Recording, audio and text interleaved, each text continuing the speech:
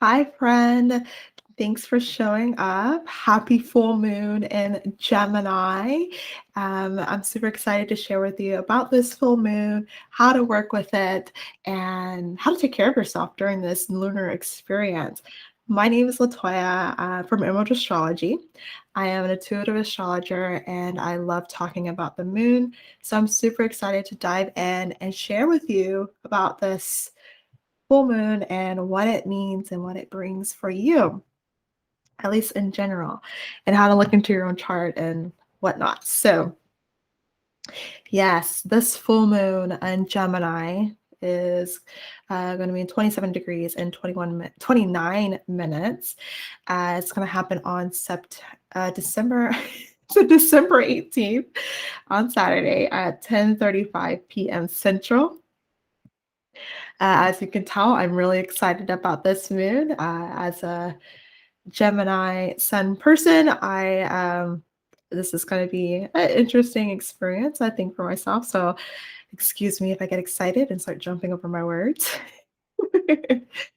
Okay, so let's go ahead and talk about what this full moon is about, or like what is a full moon in general is about. So, one thing I would like to make note of is that this is the last full moon of the year. So, good job, you've made it. I know that this year was pretty difficult given the transits that we've had and um, very challenging year and showing pretty much like what we are made of and what systems that are working in our lives and what are not. And yeah, it's been pretty difficult. I know for me personally, it's been really challenging. So good job for making it this far and keep up the good work. So full moons in general is all about and invites you to celebrate what you've been through, what you've accomplished, what you've dodged for this moon cycle, and especially with this full moon in the area of your life that is ruled by Gemini. So if you look at your birth chart, you can look up the what the GIF of the Gemini looks like, and then figure out what area of your life house Gemini rules. So yes, so that area of your life, it's pretty much you're experiencing a combination, a completion, and invites you to celebrate because we are constantly going through life, learning, embracing challenges, or trying to avoid challenges and having to face them anyways. And so, it just kind of gives you, if you celebrate, that gives you a chance to just kind of acknowledge that, you've been through it and, just kind of giving yourself a pat on the back. It could be as simple as a glass of wine or taking yourself out on a date or hanging out with friends, anything, It's just anything that makes you feel light and happy and kind of subdue these emotions that we might be experiencing during this full moon. So as full moons tend to bring up lots of emotions.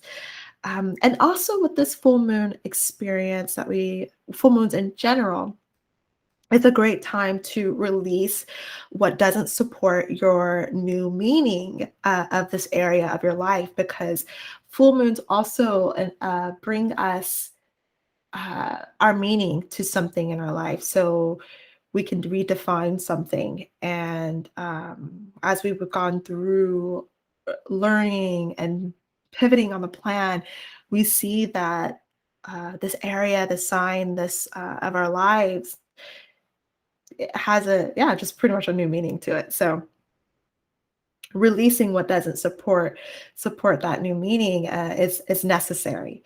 And if you kind of think of it like if you birth a child, right, you have to create the perfect conditions for them to have a good life. And if you have bad habits, if you have tendencies that are not supportive for the child, ideally it's good to let those go so that your child can have a much more fulfilling, lasting life. And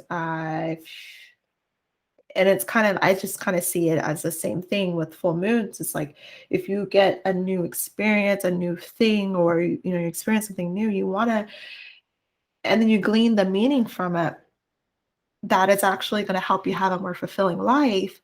Well, you're going to want to protect it, and that requires you to sacrifice some things that may have been holding you back, and but you really over identified with. And so the the practice of releasing is really as necessary for the full moon as well.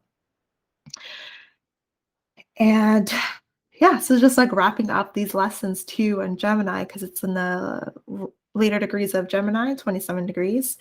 And so it's kind of this area of your life, it's kind of wrapping up with the end of the year too. So let's talk about the keywords of Gemini. So Gemini is very chatty, communicative sign. It's very changeable, very flexible, adaptable, really good at the gifts of Gemini is like mental agility. So being able to think on the feet and come up with an answer that may seem comes out of nowhere. I think honestly, like Geminis are really good at channeling too, because very with it being a mutable air sign, these individuals, this energy is just very connected to the psychic realms, the mental realms, and just picks up ideas from anywhere and everywhere.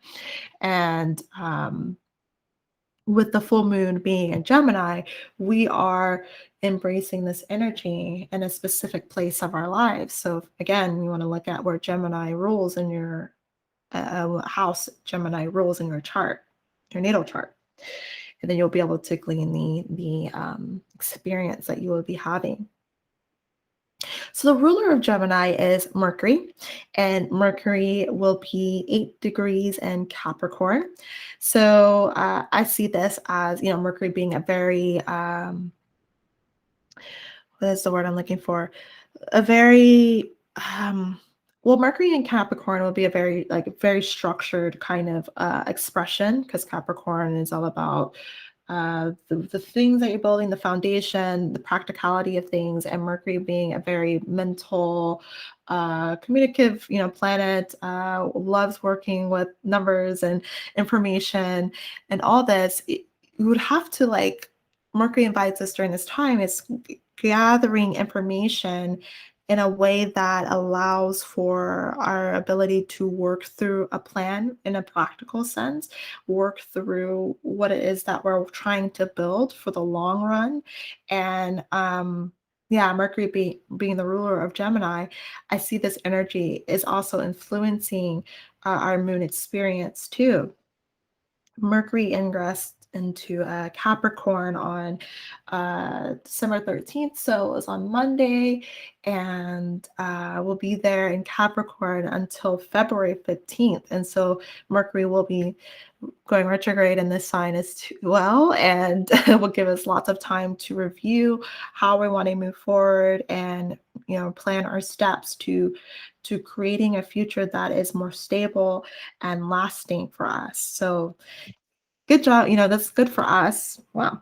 That's good for us because we're going to need this, especially with Mercury being in the same sign as Venus and Pluto. Venus, the planet of values, will, and it conjunct Pluto, same house as Pluto, I will bring up new information that was hidden, Pluto stuff. So we're hidden in caves deep down below, suppressed. Things will start to pop up again, and we would have to feel it, because Venus is a very visceral planet. So very have to feel what it is that we actually value and we want in our relationships. And so with Mercury being in the same sign, he would help us plan things out, give us the opportunity to communicate what it is that we value, what we need, and then be able to make a plan that will be easier to at least execute, but still will be very, emotionally involved, because Pluto dealing with past life stuff, deep dark stuff, deep desires, deep things that we may kind of rather suppress, is also coming up with Venus, which is the house of planet of values. So that's going to be fun. So we'll be dealing with that for some time. Venus will leave Capricorn March 6th. So we have some time to really review. But going back to the ruler of this full moon, Mercury, it would also apply a trine to Uranus that's retrograde in Taurus. And this will help us open up to changing things up, right? Because Uranus is a rebellious planet and very innovative and unpredictable too. So leaving room for things that are unpredictable is very important. Um, Having grace for yourself as you're trying to figure out what works, what doesn't work, and create a plan that is, that you can actually execute on. Um, it's gonna you're gonna need to have some grace for yourself. But it's a trine, so it's an easy flowing energy. It's something that, we've dealt with, past difficulties, and now we're just kind of integrating, integrating the newfound, information. And um, so that will be pretty good, but still, a little unsettling because it's Uranus, especially in Taurus. Taurus doesn't really like this like unpredictability. So learning to take that in is really important. But I kind of get excited because this is a great time to use those new ideas that have came up in the past that was a bit challenging and now can be integrated and see what can be done in the next couple of months. So that will be great for us. And so we'll find this new meaning, this culmination of Gemini, this ability to share our information and the word collaboration is coming up too, because Gemini is a twin sign, right? And double body twin. So being able to have this feedback from others is really, just having that culmination and just like understanding of how to navigate that area of your life. So the moon aspects that will be taking place on the full moon. The moon will be opposite the sun, and I see this as a balance, needing to balance our emotions and thoughts, because we are much more aware of how we feel and how it contradicts how we want to be in the world and how we want to create and shine our light in the world. So that balancing act is really important. And so, that causes us to kind of go in extremes first, extreme to the how we want to be in the world and to forget our emotions, or extremes of how we feel and forget how we want to be in the world. And so needing to find that balance between the two is important, of course, for the full moon experience. The moon will also apply a trine aspect to Jupiter. And so Jupiter tends to exaggerate things, can expand this experience. And so this feeling of, that teeter-totter experience can be exaggerated a bit, but I also see this offering us an opportunity to incorporate our ideas and new beliefs and ideas of possibilities that we can share with others, because Jupiter is in Aquarius too. But this can easily be overlooked. So if you can really like visit, like, how can I contribute my ideas to the collective or to my group of people, like-minded people, um, in a way that's light and not too overwhelming, um, helps. I think will really be good for this time because, yeah, you're getting this new meaning and it's much more light on this area of your life. So how are you able to navigate this area will be good to kind of think about that. So the full moon, this is called the cold moon. So, whether you guys, we're still kind of like hot, cold experience here in Texas, but some of you might be experiencing the full on winter already. And so, yeah, the cold may have a grip on us. And I just see this as, because like winter, whenever, at least when I was in Iowa, and I was able to experience the different seasons, I've realized that winter is a really good time to plan the year, really reflect on how you did about how you performed in the year and what was the experience that you've had and how you would like things to be different for the coming year. So really, taking advantage of this time would be good if you really are like forced to be inside. Um, but if you're kind of like a person like me, making sure if in the South, making sure you create some space for yourself to really reflect and think about how you would like to act in the coming year, because cold season is a good time for that. Well, yeah. So okay. So, what can you do to make the most of this moon experience?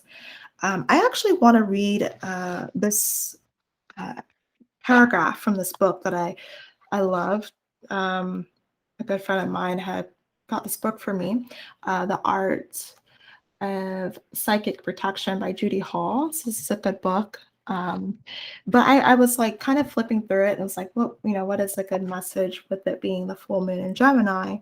And I came across this chapter called The Power of Thought. So I want to read this paragraph to you. So just kind of get a sense of it, of this full moon and what it offers. So thought is the most powerful force on this planet. Thought is the impulse that sets things in motion and that creates, that annihilates. We have beauty because someone had a thought. We have the possibility of nuclear war because someone else had a different thought or a different one. The one contains the seed of the other. If only we could fully understand the power of thought, we could recreate our world. If we truly knew that as a man thinks, so he is, we could become the most perfectly evolved beings ever known. That is therefore a potent tool. Thought is therefore a potent tool in our psychic armory. What we believe in, we bring into being. To believe in ourselves is our strongest protection. If we know at the deepest level of our being that nothing can touch us, then we have perfect protection. If we realize that thoughts are things, then we will cease to inflict harm both on ourselves and others.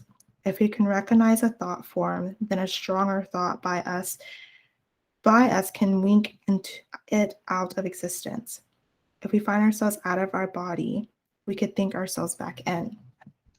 So it made me really think about the Jupiter, the Sagittarius Gemini the axis going on here, the beliefs and thought, and how important it is to pay attention to the way we think, the way we speak to ourselves, especially with Mercury, or the ruler of the sign, going through Capricorn and really helping us plan out our future with Capricorn, because Capricorn is a long term, you know, game thing going on, because it's all about the lasting, the legacy, and what we're trying to build.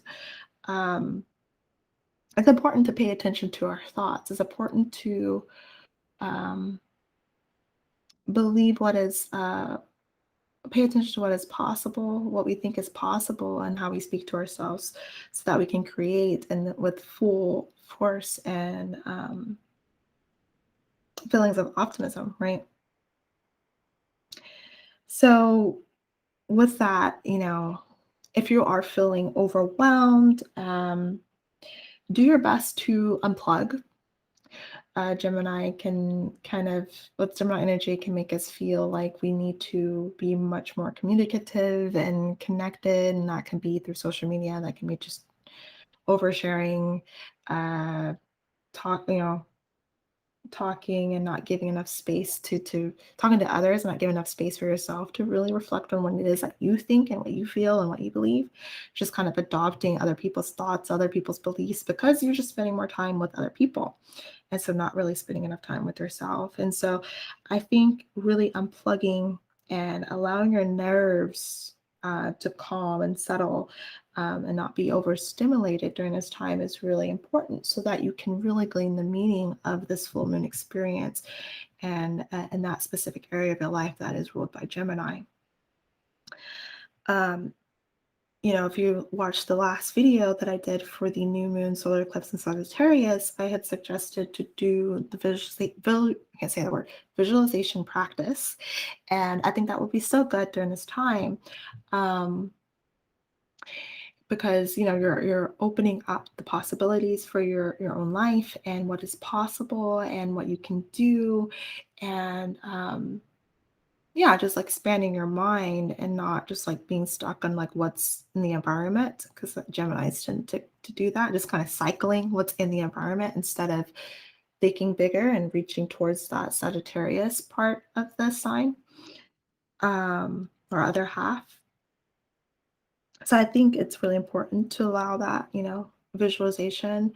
Um, and that's simply just closing your eyes, give me 2 to 5 minutes long kind of visualization practice, but just giving yourself time to really to clear out any energetic attachments that you have with white light, whatever color it feels, good to you, to clear out that energy of attachments to other people, other things, and expectations, and really allow your mind to wander and think about what it is that you actually want to experience in your everyday life, and just let your mind play with that. So, first, you want to clear out, so that you are much more harmony with your own energy body.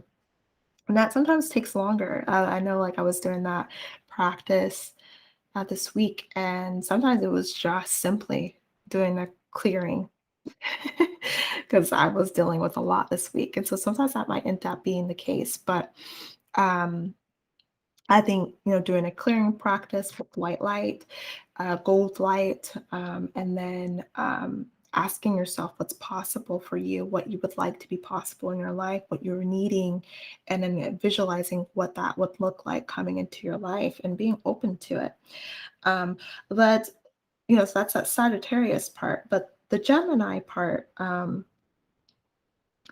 this book had suggested looking into a mirror. So I think that was really interesting, because Gemini, it's that twins, it's that mirroring ability that Geminis tend to be very gifted at naturally.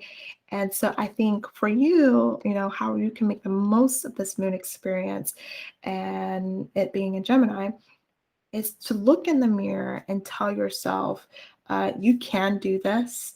Uh, you do have the power, and keep looking into your eyes and just repeat this. And this is what this book has suggested. I just kind of paraphrased it, but I thought that was really powerful because you know Gemini needs words, right? It's thoughts. It's a very thoughtful sign. It's very chatty, and so being able to speak to your spouse, speak to yourself, speak life into yourself is really important for this moon to help you. Um,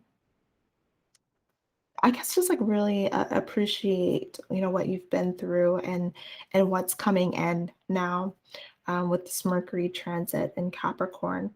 And so that's what I pretty much received, and that's my message for you for this full moon and Gemini. And so if you have any questions or any comments, definitely please, yeah, leave a comment in the comments below. If you would like a moon reading, so speaking directly and about your chart, and this message be very directed, tailored perfectly for you based off of your own birth chart, I have my moon readings available. So definitely please reach out and or click the button below. And yes, I think that's my message for you. So happy full moon and Gemini, and I will see you next time. Bye.